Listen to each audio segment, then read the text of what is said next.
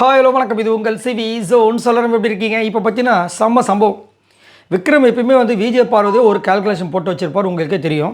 சரி, அதை பற்றி பார்க்கலாம். அதுக்கு முன்னாடி பார்க்குற எல்லாரும் நம்மளோட சேனலை சப்ஸ்கிரைப் பண்ணிட்டு பாருங்கள், லைக் பண்ணுங்கள், கமெண்ட் பண்ணுங்கள், ஷேர் பண்ணுங்கள், அந்த ஹைப்பையும் தட்டி விடுங்க. நீங்கள் பண்ணுவீங்க நம்புகிறேன்.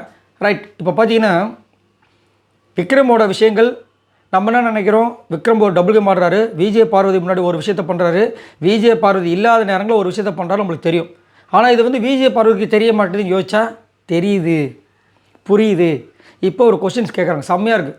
அதுக்கு முன்னாடி வந்து விக்ரம் வந்து விஜய் பார்வதிக்கு என்ன கேட்குறாருன்னா, இந்த நாமினேஷன் டைரக்ட் நாமினேஷன் சொல்லியிருக்காங்களே, நீங்கள் டைரெக்டாக நாமினேட் ஆவீங்களா, இல்லை நீங்கள் மட்டும் தான் நாமினேஷனில் இருக்க மாதிரியும் நீங்கள் உங்களுக்குள்ளேயே நாமினேட் பண்ணிப்பீங்களான்னு கேட்குறாரு.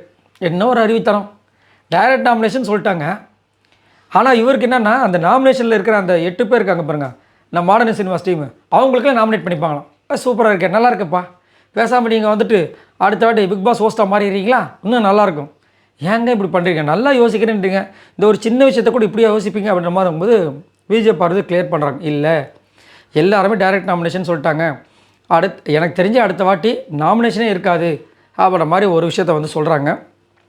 அது முடிஞ்சதுக்கப்புறமா எப்படியா போய் இந்த வாரமும் போக மாட்டேன் நீ வீட்டை விட்டு விஜய் பார்வதி, அடுத்த வாரமும் போக போகிறது கிடையாது, ஏன்னா நீ நாமினேஷன் ஃப்ரீ பாஸ் வாங்கிட்டேன், எப்படியும் அப்படியே போய்டுவில்ல அப்படின்போது, பாரு நான் மட்டுமா, நீயும் தான் இருக்க போகிற அப்படின்போது அவங்க கலாய்க்கிறாங்க. டேய் நீ தெரியும்டா, நீ சும்மா அந்த கதை விடாது, நான் தான் முதல்ல சொல்லிட்டேன்ல, லாஸ்ட்டாக நான் ஒரு பக்கம் இருப்பேன், நீ ஒரு பக்கம் இருப்பேன்னு. டேய் நீ நிமிஷத்துக்கு நிமிஷம் மாற்றி எந்த இடத்துக்கு ஏற்ற மாதிரி நீ சொல்லுன்னு எனக்கு தெரியுமா கணின்றாங்க. அடடே சூப்பர்ப்பா, பொண்ணு நல்லா அனலைசிஸ் பண்ணிட்டு தான் இருக்குல்ல அப்படின்ற மாதிரி இருந்துச்சு.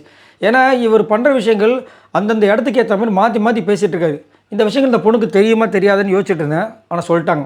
அப்போ அவர் என்ன பண்ண மடக்கிறாரு, என்ன பார்வதி நீங்கள் என்னை ரொம்ப ஓவராக திங்க் பண்ணிகிட்டு இருக்கீங்க, எனக்கு அந்த மாதிரி ஒரு லேயரும் கிடையாது, நான் ரொம்ப டிரான்ஸ்பரண்ட், அங்கே எனக்கு என்ன தோணுது அதை தான் நான் செய்வேன்.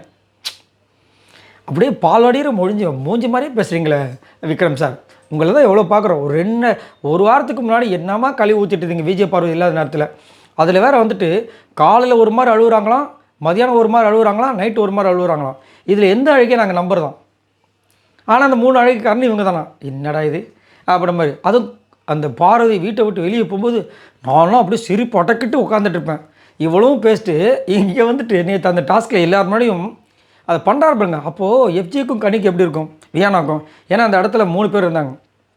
அப்போ யோசிக்கணும்ல, இப்போ நம்மக்கிட்ட என்ன ஒரு பேஜ் பேசிட்டு இங்கே வந்து என்ன விஜய் பார்வதி தான் பக்கத்தில் நிற்கணுன்றானே அப்படின்னு யோசிக்க மாட்றாங்க, சரிங்களா? ஏன்னா எல்லாருமே அப்படி தானே பேசிகிட்டு இருக்காங்க விஜய் பார்வதியை பற்றி, அதனால் அவங்க சைலண்ட்டாக விட்டுறாங்க பொழுது. ஸோ இங்கே வந்து இதை கண்டுபிடிச்சிட்றாங்க. கண்டுபிடிச்சி நீ அப்பப்போ சொல்லலை, அதனால தான் சொன்னேன், அப்படி தானே சொன்னேன் அப்படின்போது, இல்லை பாரு உண்மையாகவே நீ இந்த பக்கம் நான் இந்த பக்கம்ன்ற மாதிரி பேசுகிறாரு. பார்க்கலாம். ஆனால் அவருக்கு ஒரு பீதி இருக்குது, என்னென்னா எங்கே திரும்ப வந்துட்டு நாமினேஷன் அந்த ஃப்ரீயை கேன்சல் பண்ணிட்டு திரும்ப நாமினேஷன்ஸ்குள்ளே வந்துடுவோமோன்ற மாதிரி ஒரு பயம் இருக்குது. அதனால தான் நாமினேஷனை பற்றி பேசிட்டே இருக்கார். ஏன்னா எப்பயுமே நீங்கள் வந்து நாமினேஷன் ஃப்ரீ பாஸ் வாங்கிட்டீங்க, நீங்கள் தலைப்படிக்கு செலக்ட் ஆகிருக்கீங்கன்னு சொல்லிட்டாங்கன்னா முடிஞ்சு போச்சு. ஏன் திரும்ப ஒரு நாமினேஷனை பற்றி யோசிச்சு பாருங்கள். ஏன்னா அவருக்கு தெரியும், பிக் பாஸ் கன்ஃபர்ஷன் ரூம் கூப்பிட்டு பேசும்போது இந்த நகையை நாங்கள் வச்சுக்கலாமா இல்லை அங்கே வைக்கணுமான்னு கேட்கும்போது அதை பற்றி பதிலே சொல்லியிருக்க மாட்டார், தெரியும். அது மட்டும் இல்லாமல் இவர் அந்த டோரை அடைச்சது தப்புன்னு அவருக்கு தெரியும். அதே மாதிரி இந்த இவர் நம்ம பிரஜன் வந்துட்டு அந்த நகையை தூக்கி போட்டது தப்புன்னு தெரியும். அதனால தான் யோசிக்கிறார். சரி, இதை பற்றி உங்களோட கருத்துக்களை சொல்லுங்கள். அது மட்டும் இல்லாமல் நாமினேஷன் ஃப்ரீ பாஸை கேன்சல் பண்ணுறக்கூடிய விஷயமும் நடக்கலாம் அப்படின்ற மாதிரியும் அப்டேட் வருது. பார்க்கலாம் என்ன நடக்குதுன்னு. நடந்தால் மாசாக இருக்கும், நடக்கலாம் என்ன பண்ணுறது, வேறு வழி கிடையாது. இதை பற்றி உங்களோட கருத்துக்களை சொல்லுங்கள். பாய் நண்பர்களே.